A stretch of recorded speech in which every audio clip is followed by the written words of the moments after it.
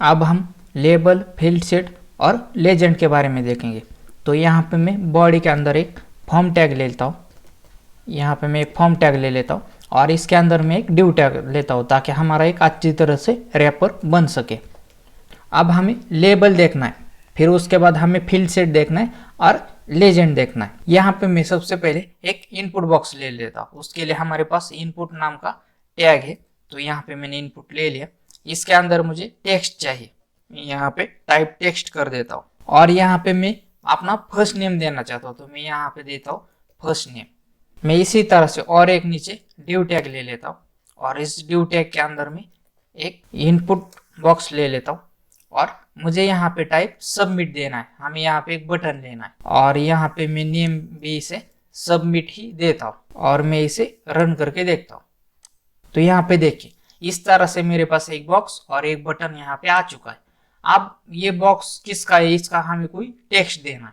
मैं यहाँ पे अभी टेक्स्ट देता हूँ। तो मैं यहाँ पे इसे फर्स्ट नेम दे देता हूँ और मैं यहाँ पे इसे रन कर देता हूँ। तो यहाँ पे देखिए हमारा फर्स्ट नेम आ चुका है।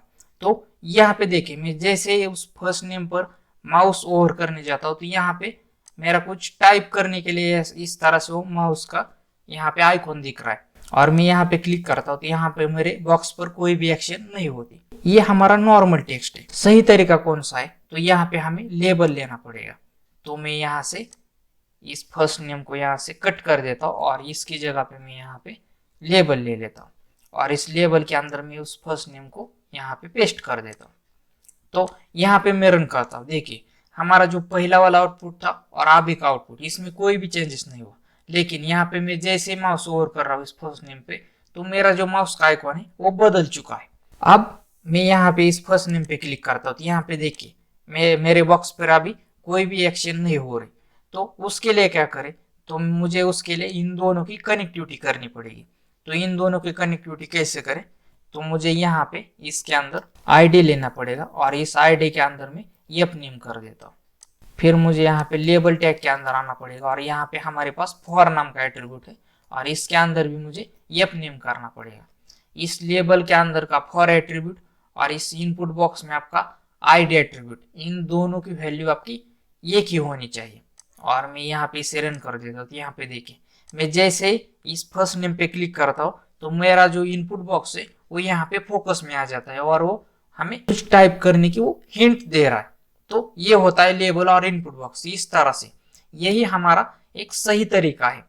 जब भी हम कहीं पे इनपुट बॉक्स लेते हो फिर उसके साथ ही हमें लेबल भी लेना चाहिए। ये हुई है बात हमारी एक इनपुट बॉक्स की। तो इसी तरह से हमारे पास मल्टीपल इनपुट बॉक्सेस हो तो तब क्या करें, तो मैं यहाँ से लेबल और इनपुट बॉक्स इन दोनों को ही कॉपी कर देता हूँ और इसके अंदर मैं यहाँ पेस्ट कर देता हूँ। अब मुझे एफ नेम की जगह लास्ट नेम चाहिए और यहाँ पे मैं फर्स्ट नेम की जगह यहाँ पे लास्ट नेम कर देता हूँ और यहाँ पे एफ की जगह एल। तो ये हुआ और मैं यहाँ पे इसे रन कर देता हूँ।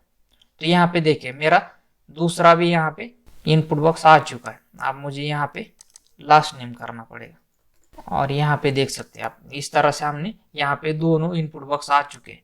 अब मैं इसे नेक्स्ट लाइन लेने के लिए यहाँ पे एक BR टैग दे देता हूँ। तो यहाँ पे देखिए ये दोनों हमारे आ चुके। ये हुई बात हमारे एक डिव टैग के अंदर। इसी तरह से हमारे पास मल्टीपल इनपुट बॉक्सेस है, ग्रुप में है। तो मैं क्या कर देता हूँ, यहाँ से ही इस डिव टैग को कॉपी कर देता हूँ और सेम एज में नीचे पेस्ट कर देता हूँ। अब मुझे यहाँ पे फर्स्ट नेम की जगह मुझे यूजर से यहाँ पे ईमेल लेना है। तो मैं यहाँ पे ईमेल ले लेता हूँ और यहाँ पे नेम के अंदर ईमेल कर देता हूँ और यहाँ पे आईडी भी मुझे ईमेल ही देना पड़ेगा। इसी आईडी को मैं कॉपी कर देता हूँ और लेबल के अंदर फॉर एट्रीब्यूट में उसे दे देता हूँ। फिर मुझे मोबाइल नंबर देना है। तो मैं यहाँ पे एम नंबर करता हूँ और मैं यहाँ पे आईडी में एम नंबर ही करता हूँ और यहाँ पे मोबाइल नंबर और यहाँ पे नेम में भी मैं यहाँ पे मोबाइल नंबर, ये सारी चीजें मैं यहाँ पे सेव कर देता हूँ और यहाँ पे रन करता हूँ। तो यहाँ पे देखिए ये सारी चीजें हमारी आ चुकी है। अब मैं यहाँ पे मोबाइल नंबर पे क्लिक करता हूँ तो मेरा जो मोबाइल नंबर का बॉक्स है वो यहाँ पे हाईलाइट हो रहा है। तो ये होता है लेबल और इनपुट बॉक्स। तो यही हमारा एक सही और प्रॉपर तरीका है इनपुट बॉक्स देने का। HTML की बात करो तो HTML कभी भी आपको एरर शो नहीं करता। इसलिए हमें समझ में नहीं आता कि कौन सा तरीका सही है और कौन सा तरीका गलत है। अब हमारे पास यहाँ पे मल्टीपल इनपुट बॉक्सेस हो चुके हैं, लेकिन हमें यहाँ पे इसका ग्रुप करना है। तो ग्रुप करने के लिए क्या करना पड़ेगा, आप यहाँ पे देखिए, यहाँ पे हमारे बॉक्सेस आ चुके। अब हमें इसका ग्रुप करना है, ये फर्स्ट नेम और लास्ट नेम इसका एक अलग ग्रुप करना है, और ईमेल और मोबाइल नंबर इसका एक अलग ग्रुप करना है। तो इसके लिए हमारे पास सही तरीका कौन सा है, तो इसके लिए हमारे पास फील्ड सेट नाम टैग है। इस टैग में हम ग्रुप करते और वो टैग आपको इनक्लोजर भी देता है। तो यहाँ पे मुझे क्या करना पड़ेगा, यहाँ पे मैं ड्यू की जगह भी यहाँ पे फील्ड सेट कर देता हूँ। यहाँ पे मैं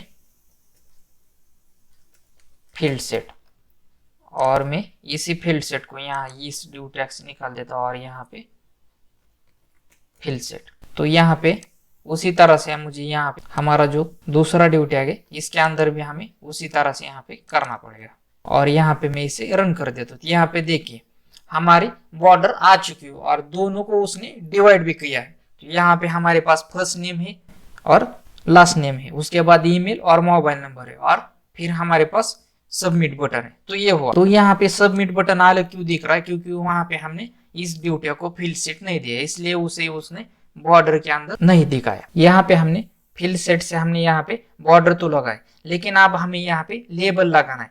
हमें ये दर्शाना है कि ये किस चीज के लिए ऊपर का इनपुट बॉक्सेस है और नीचे के इनपुट बॉक्सेस किस चीज के लिए। वैसे लेबल लगाने के लिए हमारे पास लेबल नाम का टैग है, लेकिन वो हमें इनपुट बॉक्स के साथ ही लगाना पड़ता है। फील्ड सेट को लेबल हम कैसे लगाएं, तो उसके लिए हमारे पास यहाँ पे लेजेंड नाम का टैग है। तो मैं यहाँ पे टेक्स्ट एडिटर में आता हूँ और यहाँ पे फील्ड सेट के अंदर में यहाँ पे लेजेंड टैग ले लेता हूँ यहाँ पे, और हमें इस लेजेंड टैग के अंदर यहाँ पे हमें देना पड़ेगा। तो मैं यहाँ पे इसे पहले सेव कर देता हूँ और हमारा आउटपुट देखता हूँ। तो यहाँ पे देखिए, यहाँ पे हमें कुछ भी हमें चेंजेस नहीं हो चुके। तो यहाँ पे मैं क्या कर देता हूँ, यहाँ पे मैं इसे बेसिक इंफॉर्मेशन लेबल दे देता हूँ और मैं इसे रन कर देता हूँ। तो यहाँ पे देखिए, यहाँ पे हमारा बेसिक इंफॉर्मेशन लेबल आ चुका है। ये हमें ये दर्शा रहा है कि ये फर्स्ट नेम और लास्ट नेम ये बॉक्सेस से ये यूजर से बेसिक इंफॉर्मेशन ले रहे। उसी तरह से हमें ईमेल और मोबाइल नंबर उसका लेबल देने के लिए मुझे यहाँ पे इस फील्ड सेट के अंदर आना पड़ेगा और यहाँ पे लेजेंड, और मैं यहाँ पे देख देता हूँ कॉन्टैक्ट इन्फॉर्मेशन, और यहाँ पे मैं जैसे रन करूँ तो यहाँ पे आ चुके। तो यहाँ पे आप देख सकते हैं किस तरह से हमारे पास हमने दो ग्रुप कर दिए और दोनों ग्रुप को हमने यहाँ पे लेबल दे है। इस तरह से आप यदि आपको किसी इनपुट बॉक्स को लेबल देना हो तो आप वहां पे लेबल टैग का यूज कर सकते हो, और हमें अलग अलग इनपुट बॉक्सेस का ग्रुप करना हो तो आप यहाँ पे फील्ड सेट टैग का यूज करते हो, और फील्ड सेट को आपको लेबल देना हो तो आप वहां पे लेजेंड टैग का यूज करते हो। तो लेजेंड टैग की वजह से क्या होता है कि लेजेंड टैग ये आपको दिखाता है कि इस ग्रुप के अंदर जितनी भी इंफॉर्मेशन है उसको एक वो लेबल अप्लाई करता है कि वो इस चीज की इंफॉर्मेशन यहाँ पे आपको फिलअप करनी। किसी भी वेबसाइट के लिए फॉर्म बनाने के लिए यही सही तरीका है हमारे पास। इस चैनल को सब्सक्राइब करके बेल आइकॉन हिट नहीं किया तो वीडियोस आपको मिलेंगे नहीं और आपको बार बार ढूंढना पड़ेगा। ये ट्यूटोरियल की सीरीज आपको अच्छी लगी तो आप लाइक करें और शेयर उनको करें जिनको इस प्रकार के वीडियो से बेनिफिट हो सकता है। मेरे साथ जुड़े रहने के लिए आप सबका प्रेम पूर्वक बहुत बहुत धन्यवाद।